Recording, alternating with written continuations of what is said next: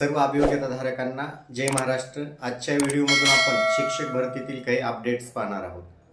मुद्दा क्रमांक पहिला असा आहे की जे पुणे येथे मराठी माध्यमाचे जे काही अभियोग्यताधारक आहेत त्यांचं जे आंदोलन चालू आहे, या आंदोलनाचा इम्पॅक्ट कितीपर्यंत झालेला आहे, तर जवळपास याचा 80% परिणाम आपल्याला पाहायला मिळत आहे। बऱ्याचशा असणाऱ्या जिल्हा परिषदांमध्ये ज्या काही ॲडव्हर्टाईज दिलेल्या होत्या त्या ॲडव्हर्टाईज रिवाईज झालेल्या आहेत आणि जास्त प्रमाणात इंग्रजी माध्यमाला ज्या काही जागा देण्यात आलेल्या होत्या त्या जागा मात्र तिथं कमी झालेल्या आहेत। त्यानंतर जे काही आपले शिक्षण आयुक्त आहेत श्री मांढरे साहेब, हे त्यांच्या निर्णयावरती ठाम आहेत। तुम्ही त्यांचं जे स्टेटमेंट पाहिलं असेल त्यामध्ये ते असं म्हणताय, त्रिभाषा सूत्रानुसार आंतरराष्ट्रीय स्तरावरती विद्यार्थ्यांना जे काही संधी उपलब्ध होतात त्यामध्ये त्यांना इंग्रजी येणं आवश्यक आहे, ठीक आहे, परंतु यामध्ये काही प्रमाणात जागा कमी केलेल्या आहेत, त्यांना सुद्धा न्याय मिळाला पाहिजे। थोड्या प्रमाणात त्यांना जागा दिल्या तर याबद्दल अभियोग्यताधारकांचं दुमत नसणार आहे। त्यानंतर काही अभियोग्यताधारक असे आहेत सोशल सायन्सच्या जागा येत नाहीत म्हणून ते सध्या वेगवेगळ्या असणाऱ्या संघटनांथ्रू वेगवेगळ्या जिल्हा परिषदांना लेटर हेडवरती त्यांना निवेदन देत आहेत आणि सामाजिक शास्त्र आणि भाषा विषयाला देखील गणित विज्ञानच्या जागांप्रमाणेच त्यांना जागा यायला पाहिजेत अशी मागणी करत आहेत। तर त्या अभियोग्यताधारकांना माझं एक सांगणं असेल की सर्वात अगोदर तुम्ही पहिली चूक केलेली आहे ती म्हणजे ज्यावेळेस 23 जूनचं परिपत्रक आलेलं होतं की त्या परिपत्रकामध्ये 12वी सायन्स असलेल्या जे काही कार्यरत शिक्षक आहेत यांचं डिमोशन करण्यात यावं। त्यानंतर 25 ऑक्टोबरला एक पत्र आलं, आपले जे कक्ष अधिकारी आहेत त्यांनी हे पत्र काढलेलं होतं आणि त्यामध्ये टीईटीची अट शिथिल करण्यात आलेली होती। कशासाठी? तर प्रमोशनसाठी।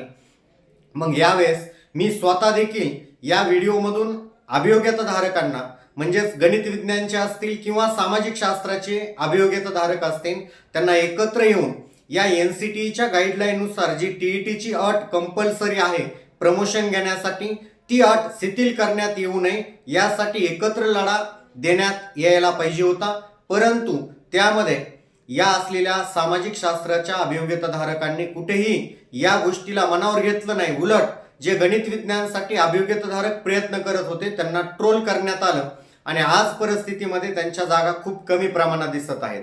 त्यांच्या जागा जरी आज कमी प्रमाणात दिसत असतील तरी काही मात्र शिक्षण संस्थांमध्ये त्यांच्या जागा बऱ्यापैकी पाहायला मिळू शकतात। उदाहरणार्थ नगर जिल्हा परिषदांमध्ये काही असणारे जे काही प्रमोशन झाले होते त्यामध्ये मुख्याध्यापक आणि केंद्र प्रमुख यांचे देखील प्रमोशन झालेले आहेत आणि ते मॅक्झिमम प्रमोशन हे 1 ते 5 कार्यरत असलेले जे शिक्षक आहेत ते सामाजिक शास्त्राचे आहेत, म्हणजे नगर सारख्या ठिकाणी त्या असणाऱ्या जिल्हा परिषदांना सोशल सायन्सच्या जागा बऱ्यापैकी पाहायला मिळू शकतात। त्यानंतर रयत शिक्षण संस्था आहे, स्वामी शिक्षण संस्था आहे, यामध्ये देखील तुम्हाला बऱ्यापैकी जागा येण्याची शक्यता आहे। त्यानंतर अत्यंत महत्त्वाची आणि आनंदाची बाब म्हणजे या सर्व जिल्हा परिषदांची जी काही जाहिरात अपलोड करण्याची बाब होती, तारीख होती, ती 12 जानेवारी होती, म्हणजे कालच्या रोजी मॅक्झिमम प्रमाणामध्ये जागा अपलोड झालेल्या पाहायला मिळू शकतील।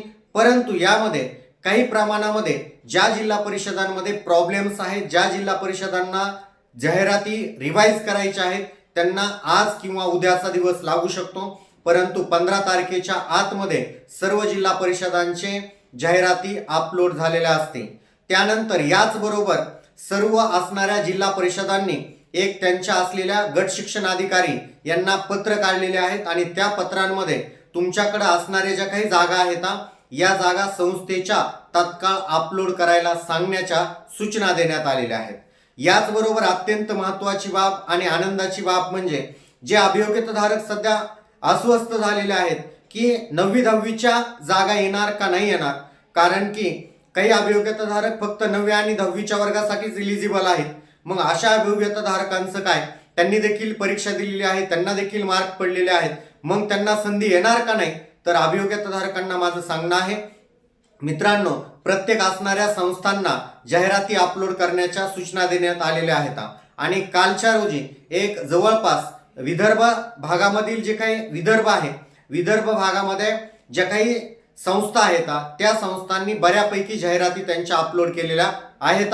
त्यांच्या जाहिराती अपलोड करायची प्रक्रिया सुरू देखील आहे. म्हणजे 9वी आणि 10वीच्या देखील बऱ्यापैकी जागा आपल्याला पाहायला मिळणार आहेत. आता या विथ इंटरव्ह्यू येणार का विदाउट इंटरव्ह्यू येणार हे मात्र अद्यापपर्यंत सांगणं शक्य झालेलं नाही आहे. 6वी ते 12वी पर्यंत सर्व संस्थांना देखील हे कंपल्सरी केलेलं आहे. तुमच्याकडे असणाऱ्या रिक्त जागा तत्काळ अपलोड करण्यात याव्यात, जेणेकरून जास्तीत जास्त जागा आपल्याला अपलोड झालेला पाहायला मिळतील. यानंतर 15 जानेवारी ही या असणाऱ्या संस्थांसाठी लास्ट डेट असणार आहे. 15 जानेवारीच्या अगोदर सर्व ज्या काही संस्था आहेत या संस्थांना जागा अपलोड करण्यास सांगितलेलं आहे. यानंतर आनंदाची बाब म्हणजे की आपल्याकडे जी काही रयत शिक्षण प्रसारक मंडळ आहे, रयत शिक्षण प्रसारक मंडळामध्ये मॅक्झिमम प्रमाणामध्ये वॅकन्सी आहेत आणि मी त्यांच्या संस्थेच्या लेटर पॅडवरती माहिती पाहिलेली आहे की तत्काळ त्यांनी बिंदू नामावली दुरुस्त करून किंवा त्यांची मावकडून रोस्टर दुरुस्त करून आणायचे आणि त्या रोस्टरनुसार तत्काळ ते देखील विदाउट इंटरव्ह्यूला जागा देणार आहेत. परंतु त्यांच्या 9 ते 12च्या ज्या काही जागा आहेत या मात्र विथ इंटरव्ह्यू येण्याची शक्यता आहे. कारण रयत शिक्षण प्रसारक मंडळ तिथे कुठेही क्वालिटीशी ऍडजस्ट करत नाही आहे आणि मग त्यांना तिथं तडजोड करायची नाही.